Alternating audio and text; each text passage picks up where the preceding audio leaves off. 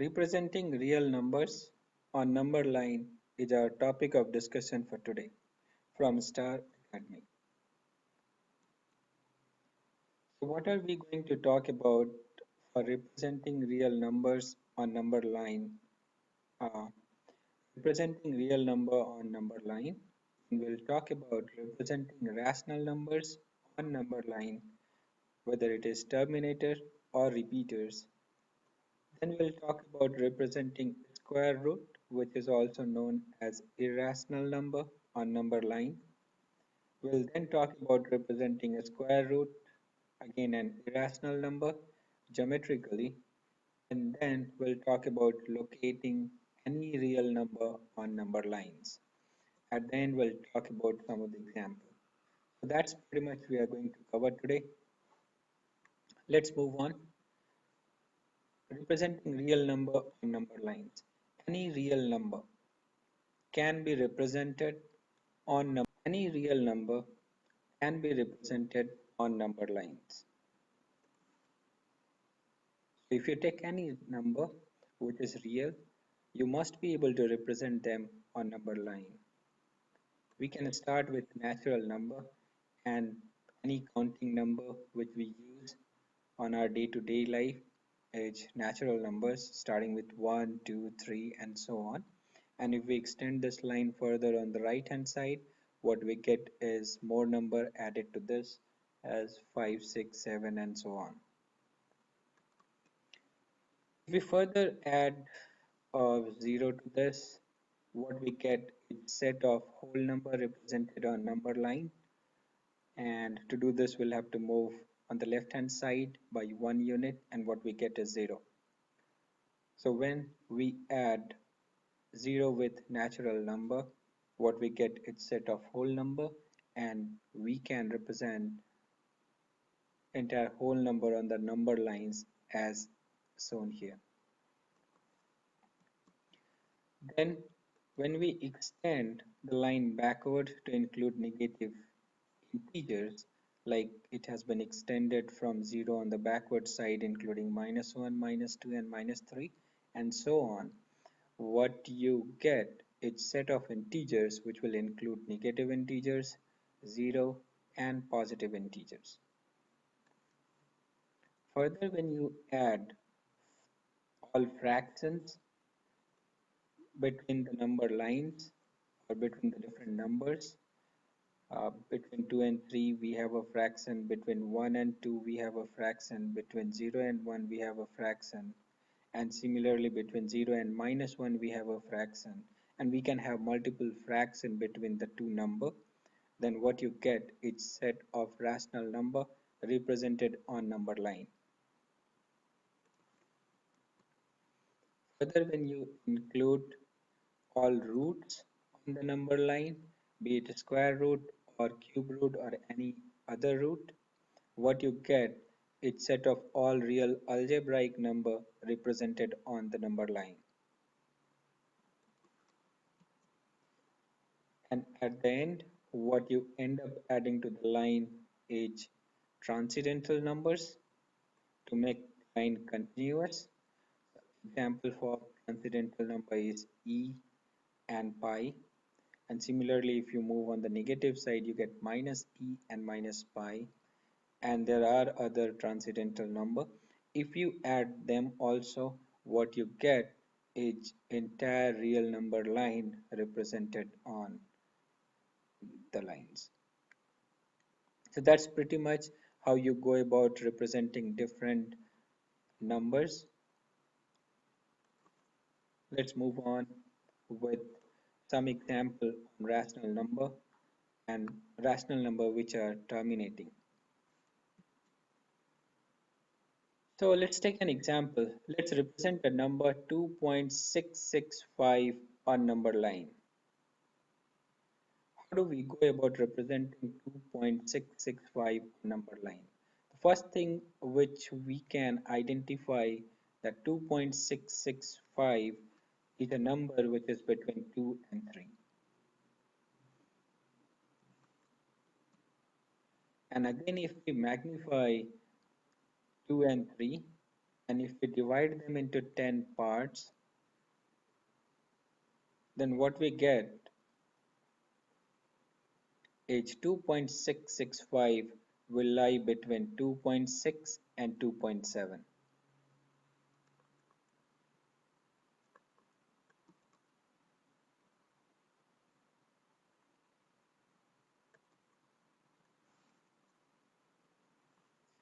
This is a this is a diagram which represents 2.2 and 3 has been divided into 10 parts starting with 2.1, 2.2, 2.3 and so on till 2.9 and then 3.0, and then what you get is 2.6 and 2.7 at this point, and you can see that 2.665 is a number which will lie between 2.6 and 2.7.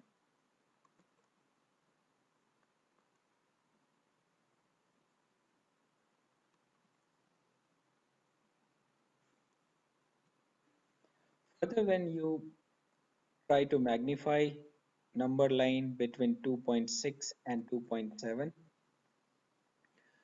and if you try to divide them into 10 parts, what you get or what you will notice is 2.665 is a number which will lie between 2.66 and 2.67.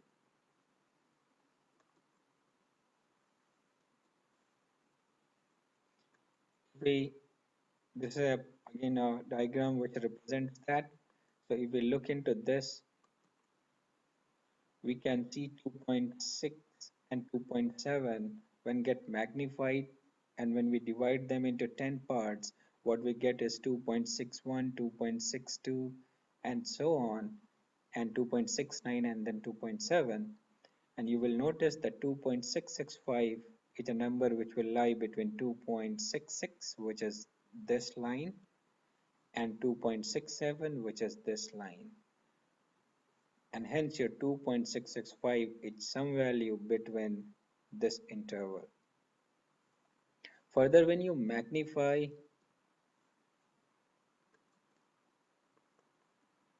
2.66 and 2.67 and divide them again into 10 parts, then you will notice that 2.665 is nothing but fifth mark in the subdivision. We look that by picture now. If we magnify 2.66, 2.67, then and divide them into 10 parts, then what we get is 2.661, 2.662, 2.663 and so on. And at one point of time, what we'll get is 2.665, which is a fifth mark in this line. And that's how any rational number which is terminating. What we mean by terminating is a rational number. When you convert them into decimal, it will terminate at after some digit in the decimal. 2.665 is one of the examples where we can see that after 3 digits, the rational number has terminated.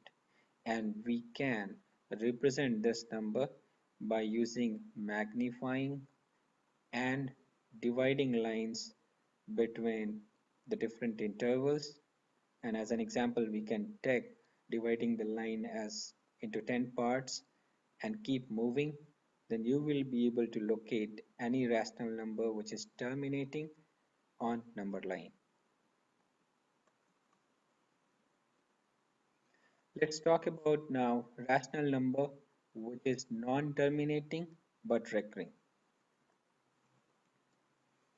What we have here as an example is visualize the representation of 5.37 pi or bar on the top on number line up to 5 decimal places, that is 5.37777.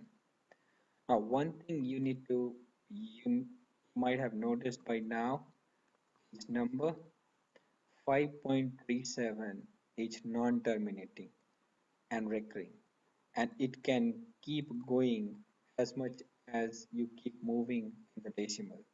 So what we are trying to represent in this particular example, is up to 5 digit of decimal.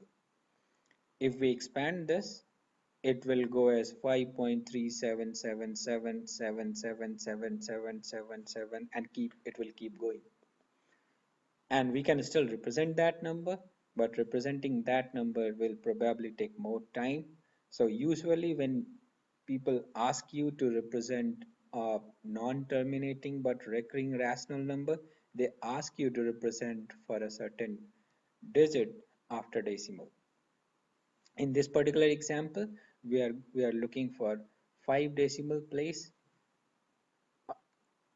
5 digit after decimal place. We will proceed by successive magnification and successively decreasing the length of the portion on the number line. First, we see that 5.37 is located between 5 and 6. This is pretty much obvious.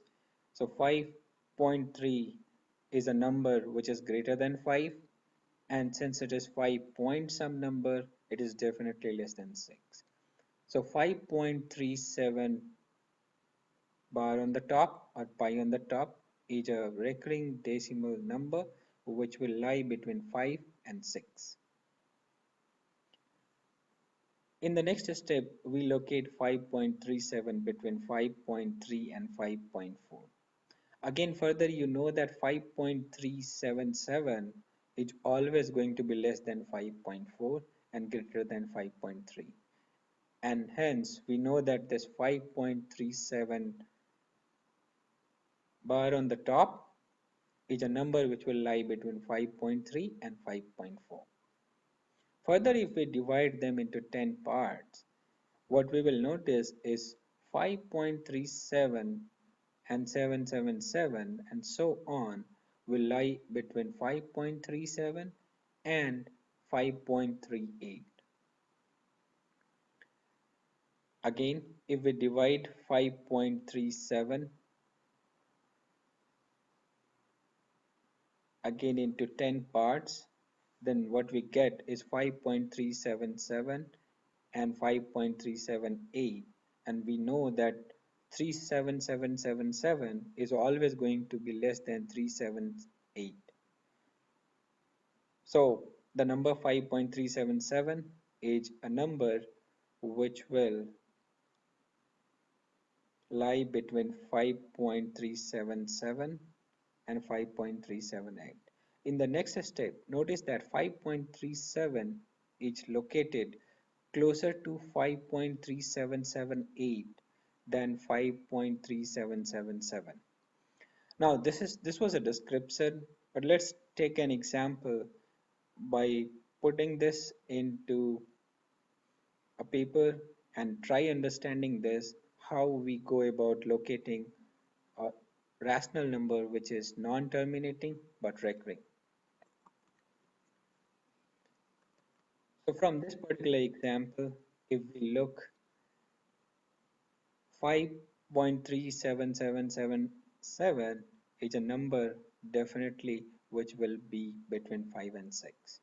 If we magnify this, or if we divide this into 10 parts and further we magnify this, what we get is 5.3 and 5.4, and 5.37 is a number between 5.3 and 5.4. If we further magnify 5, if we further divide 5.3 and 5.4 into 10 parts, what we get is 5.31, 5.32 and so on. And we'll also get 5.37 and 5.38, and we will notice that 5.37 is a number between 5.37 and 5.38. We can further magnify 5.37 and 5.38, and then we can divide them further into 10 parts. The number which we'll get is 5.377 and 5.378, and 5.37777 is a number which will lie between 5.377, and 5.378. We can further magnify this, and when we magnify this and divide them again into 10 parts, what we'll get is 5.3771, 5.3772, 5.3773, and so on. And then what we will notice is 5.37 will be a number between 5.3777 and 5.3778, but then it will be closer to 5.3778 because number 7 will take them closer towards the value which is on the farther side between the interval of 5.377 and 5.3778. So that's how up to 5 digits after decimal, a non-terminating recurring number can be represented on number line. Let's talk about representing a square root, which is also known as irrational number on number lines. Now, this is pretty interesting from the understanding perspective. Any irrational number can be represented on number line, but representing that is slightly tricky. It is not as simple as representing a rational number. So you'll have to have a good understanding of how are you going to represent an irrational number on number line. So if we take an example of square root 2 can be represented on number line as below. So what we have in this particular example here is we wanted to represent a square root of 2. So what we can do in this particular case, this is a typical number line starting with 0, and we have a which is o to a is 1, and then we have p. I'll come to p later on. Now what we need to do in this particular case, we know from 0 to this length from o to a is 1 unit. So we can take 1 unit on this, and then we can draw a perpendicular line crossing from a on the line, on the straight line, and then draw a perpendicular line and keep moving till the time it becomes 1 unit, such that A to B is 1 unit. So now I have a line O to A which is 1 unit, and then a perpendicular line on this which is A to B which is 1 unit.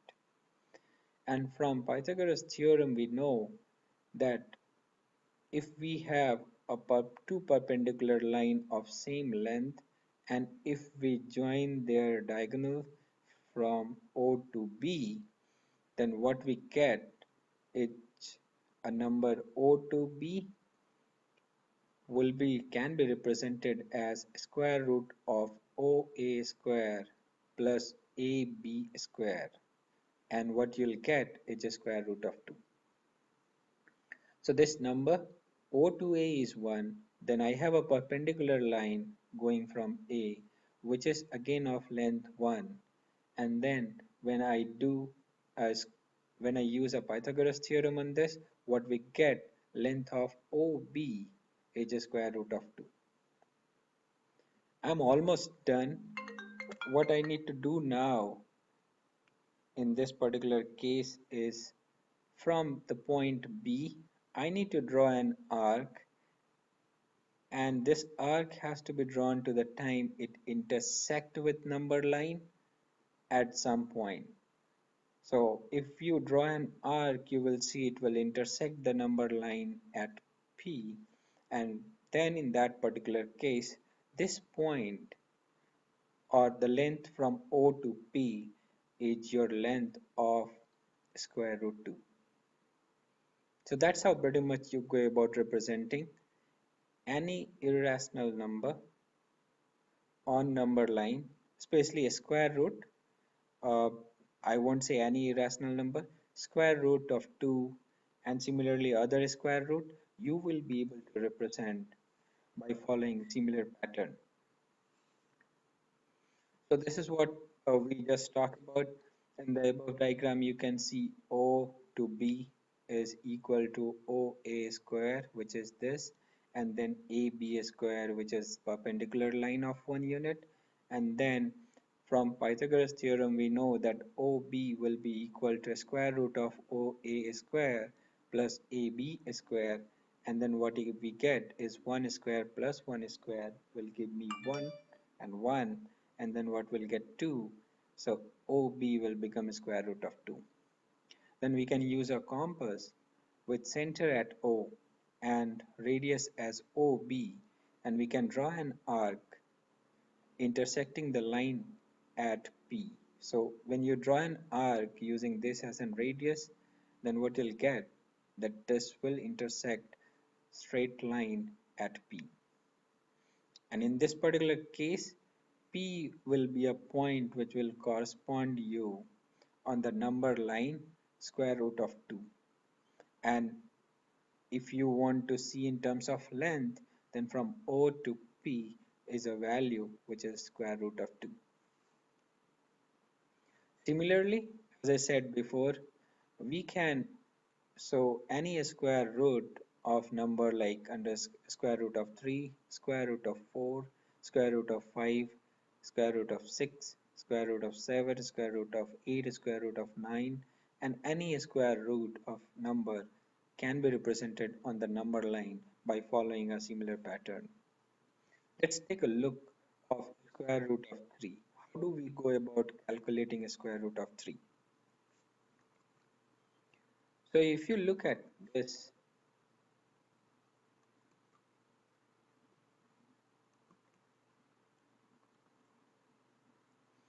what you got here in the same way, we have O to A of 1 unit length, and then what we have done, we have drawn a perpendicular line on this, which is A to B, which is again 1 unit, and then through Pythagoras theorem, we know that O to B will be square root of 2.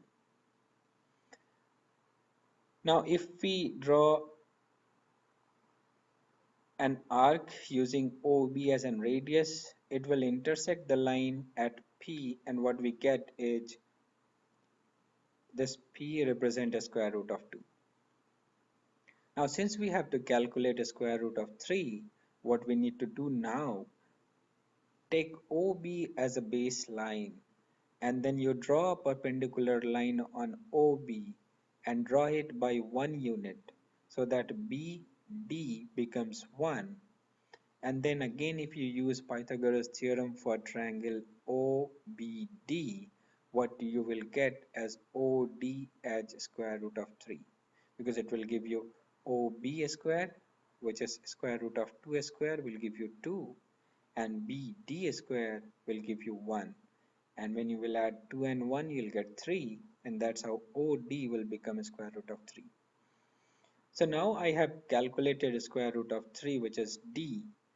Next, what I need to do, I need to take my compass, and then I need to consider OD as a radius, and then with that, if I draw an arc and if I come towards the number line, then what it is going to give me a point called Q on the number line, and Q will represent a square root of 3.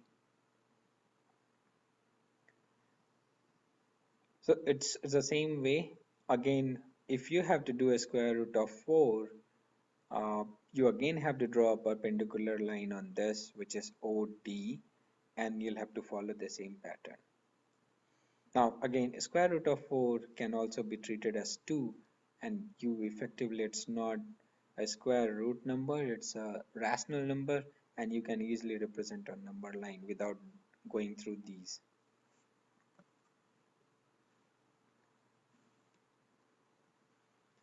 So this is a representation of any number which is a square root of 3, 4, 5, 6, 7, 8, 9. If you have to represent them, how do you go about representing them?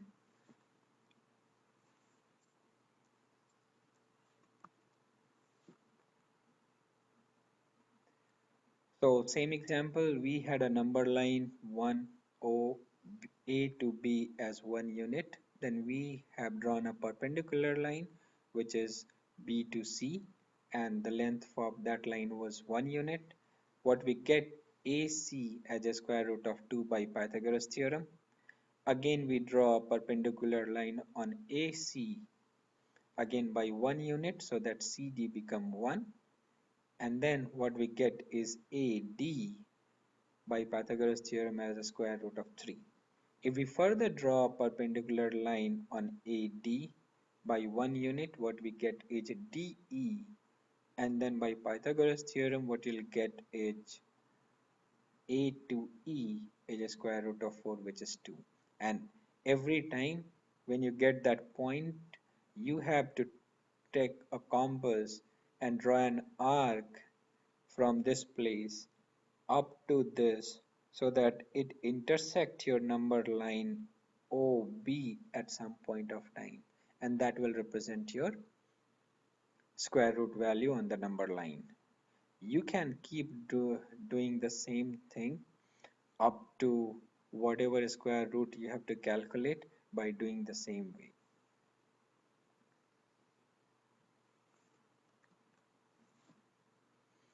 So that was a representing of a square root, which is an irrational number on number line. Let's talk about representing a square root which is irrational number geometrically. Now, if you have to represent a square root of any positive real number, say x, then it can be represented as a square root of x and can be represented geometrically by performing following steps. Step 1. What we need to do in this particular case is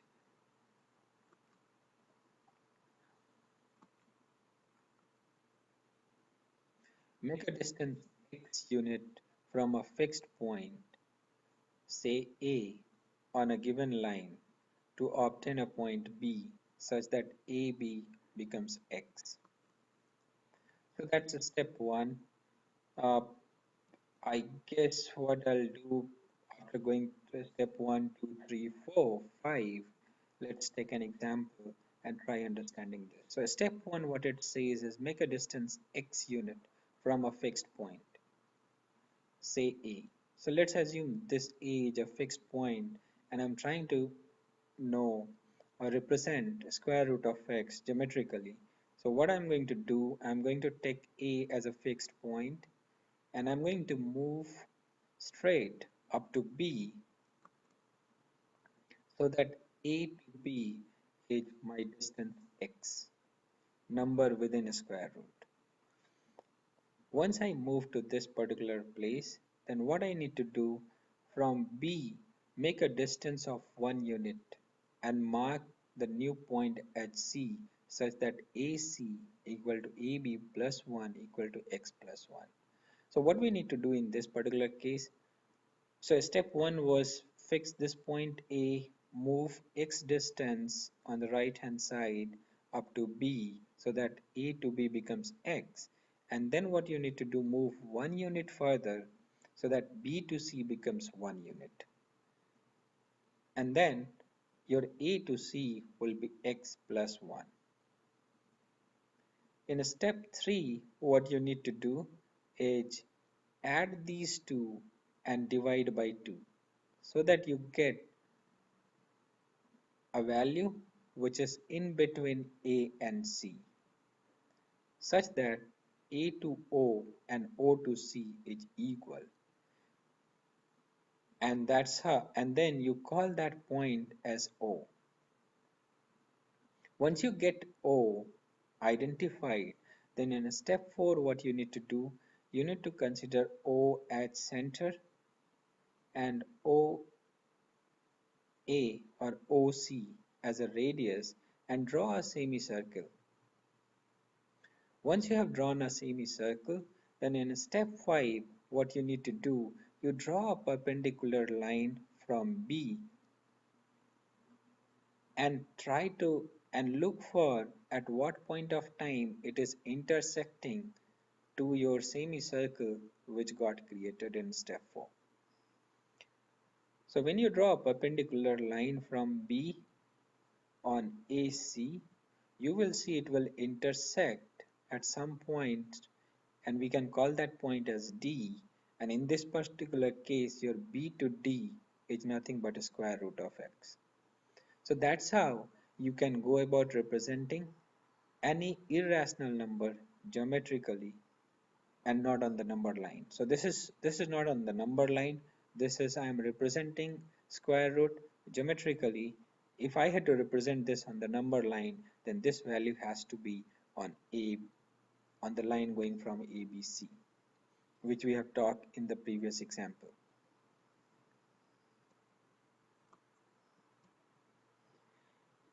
Now, some note: if you want to show under root x on number line, then extend the line going through ABC and then draw an arc by treating B as a center and as BD, which is square root of x, as radius. Then then you will see that the arc will intersect at E, which will represent x. So this note was basically, if after representing this square root of any number x geometrically, if I had to represent them on the number line, then I can further extend this. I can treat B as my center, I can treat B to D as my radius, and I can try drawing an arc which can pass through this place, and it will move this way and it will intersect some way on the number line passing through ABC, and in that case the value from B, the pointer on that number line, will give you the square root value of that number. So that's a representation. So we have considered B as a center, B to D as a radius, and when you draw a circle or semicircle or an arc from there, then what you see that it intersect number line at E, and this E will represent your square root. So this is an square root representation on number line. This is an square root representation geometrically. Locate any real number on number line. As I said before, any real number can be represented on number line. And to do this, let's take an example of 1 by square root of 2 on number line. In order to locate 1 by square root of 2 at number line, let's try to represent this as for below. We can represent 1 by square root of 2 as 1 by square root of 2 into a square root of 2 by square root of 2. So what I'm doing here, basically I'm multiplying it by square root 2 and dividing it by square root 2. This will give me a square root of 2, and square root of 2 into square root of 2 will give me 2. So what I end up with is square root of 2 by 2. In this form, it is easy to locate now 1 by square root of 2 on the number line, as it is nothing but halfway between 0 and square root of 2. Basically what we have done here, we have tried simplifying this first and then representing them. So 1 by square root of 2 can be simplified or can be represented as square root of 2 by 2. And then what we will do, we'll represent first square root of 2, and then we will divide that by 2 because it has to be divided by 2, and then what value we get is a representation of 1 by square root of 2.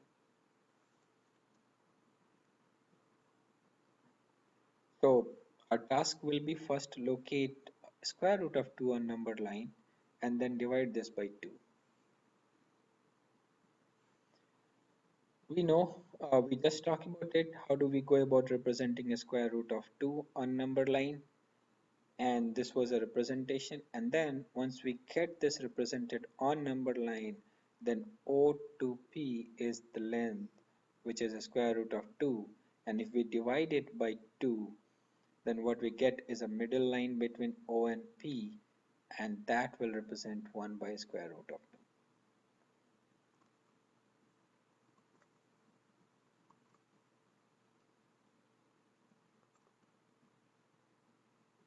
I repeat again. So in order to represent 1 by square root of 2, what we will be representing first is square root of 2. And again, to do this, we'll do 0 to a, which is 1 unit, draw a perpendicular line passing through a, again ab, such that ab is 1 unit.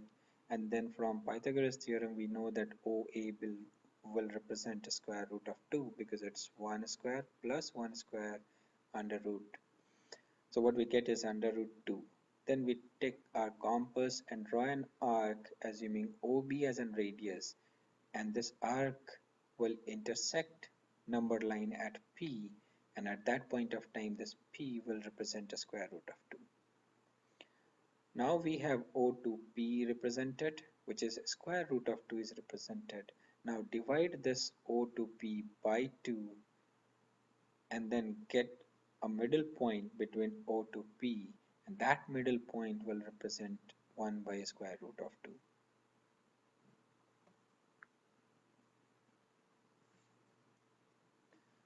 Let's take one another example to understand that we can represent any real number on number line. Now in this example we are talking about 2 plus square root of 3. In order to represent 2 plus square root of 3, we need to perform following steps.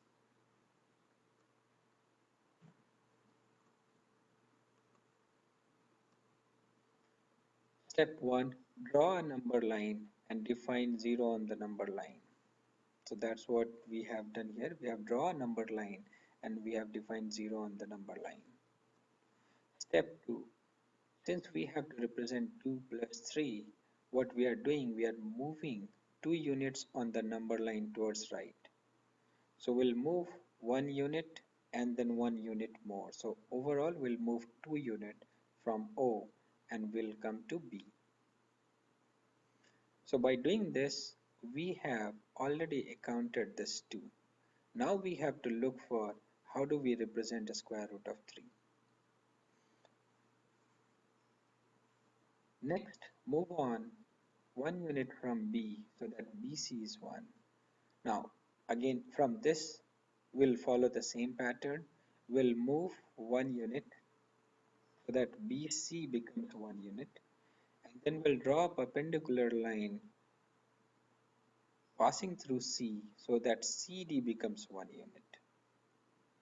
Now, in this particular case, we have BC as 1 unit, C and D as 1 unit, and then from Pythagoras theorem, we'll get B and D as a square root of 2.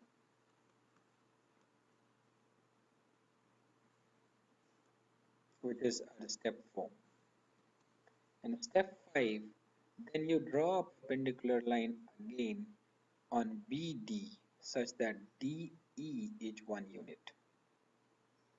And then again using Pythagoras theorem, you will be able to identify BE will be a square root of 3. So I have represented I got B and E as a square root of 3. Now I need to take my compass and draw an arc using B as center, B and E as radius, and I have to draw this arc till the time it intersect number line at F.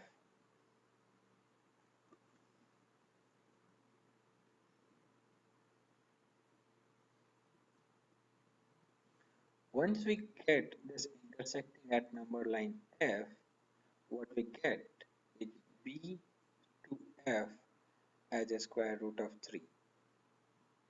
And now if we combine this with O to B, which was 2, what we get is 2 plus root 3. So this point F is a representation of 2 plus root 3 on number line.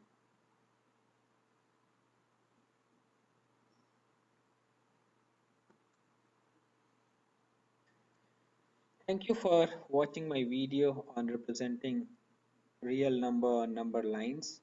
You can contact me on chandansinghsibul@gmail.com for any query you have. Keep watching my video on YouTube. You can subscribe on my YouTube channel for more video on number system as well as for more video on any concept within mathematics. Thank you.